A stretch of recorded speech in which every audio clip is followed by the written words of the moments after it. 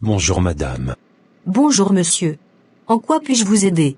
J'ai reçu un appel de l'hôpital, me faisant part de l'accident de ma fiancée. Quel est le nom de votre fiancée? Elle s'appelle Rebecca. Rebecca. J'ai vu. Effectivement, elle est ici. Mais vous ne pouvez pas la voir pour le moment, car elle est aux urgences, vous allez devoir patienter.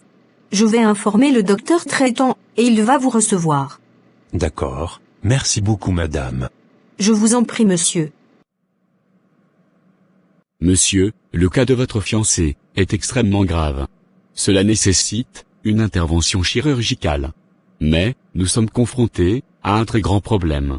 Quel est ce problème, docteur? La peau de votre fiancée est très mince et fragile, cela est dû à l'utilisation abusive de l'hydroquinone et de certains produits chimiques sur la peau, en vue de l'éclaircir.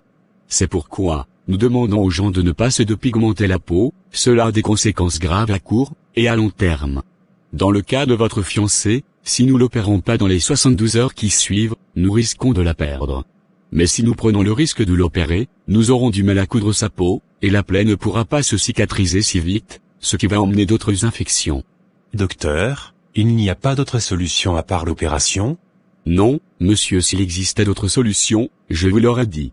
C'est vraiment compliqué. Ce sont les conséquences de la dépigmentation. Si elle avait une peau normale, cela ne causerait aucun problème. Monsieur, je vais réfléchir, et je vous reviendrai après.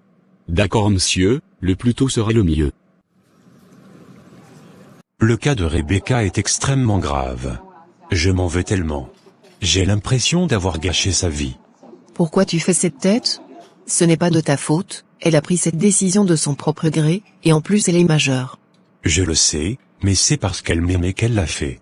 Je ne veux pas que quelque chose de mal lui arrive, je m'en voudrais toute ma vie. Je ne veux pas la perdre, et je l'aime vraiment. Donc moi tu ne m'aimes pas? Vanessa, ce n'est pas le moment, s'il te plaît. Nous parlons de ta meilleure amie, après tout. Je n'ai pas de meilleure amie, j'ai juste des camarades. C'est elle qui me prend pour sa meilleure amie, ce n'est pas le cas chez moi. Donc ne m'énerve pas, d'ailleurs changeons de sujet. Écoute-moi Vanessa. Je ne veux pas me disputer avec toi. D'ailleurs, c'est bon, je rentre chez moi à la maison. Je veux bien être seul, pour pouvoir bien réfléchir sur cette situation. Désolé chérie, je ne voulais pas t'énerver. Laisse tomber. Tu ne connais pas les parents de Rebecca?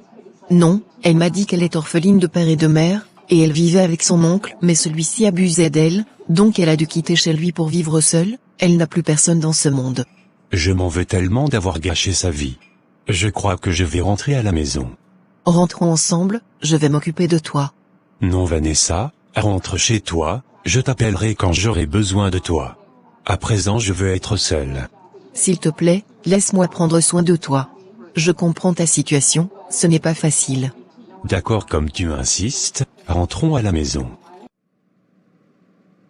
Docteur, l'état de la patiente, de la chambre 42 se détériore. Vous avez essayé d'appeler son fiancé? Parce que, sans son accord, nous ne pouvons rien faire, et aussi il doit payer d'abord la caution, avant qu'on ne s'occupe d'elle. Mais, ce n'est pas sa femme docteur, c'est juste sa fiancée, nous ne sommes pas obligés d'avoir son accord pour nous occuper d'elle, elle peut mourir dans les prochaines heures. La caution, et les frais d'opération, c'est toi qui vas les payer? Ne m'apprends pas comment faire mon travail, fais tout possible pour le joindre, nous avons besoin de son accord, et de sa signature avant de l'opérer. D'ailleurs, vu l'état de sa peau, l'opérer est très dangereux, je ne veux pas prendre ce risque sans avoir l'accord de l'un de ses parents. C'est mieux que nous attendons, jusqu'à son retour. Et si jusqu'à son retour, la patiente décède? Ça ne sera pas de notre faute. Va essayer de le joindre encore. D'accord docteur. Je dois décrocher, c'est peut-être l'hôpital qui me contacte. Oublie tout ceci mon amour, pense à l'instant présent. Sûrement ils ont besoin de moi.